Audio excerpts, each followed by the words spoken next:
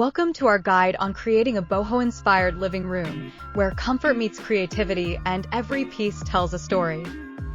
Bohemian style is all about embracing individuality, mixing patterns, textures, and colors to create a space that feels lived in and full of character.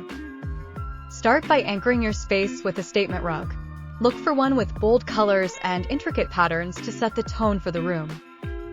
Create cozy seating areas with floor cushions and layered throw pillows. Mix and match different textures like woven fabrics, plush velvet, and embroidered designs for a relaxed vibe. Incorporate plenty of plants and greenery to bring life into your space. Boho style embraces the natural world, so don't be afraid to go wild with your plant selection. Express your personality with a gallery wall featuring a mix of art prints, photographs, and eclectic decor. Showcase pieces that speak to you and tell your story. Create a relaxing retreat with a hammock chair or hanging swing.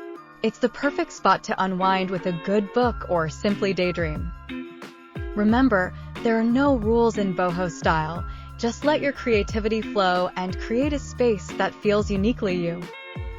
Thanks for joining us on this journey through bohemian style.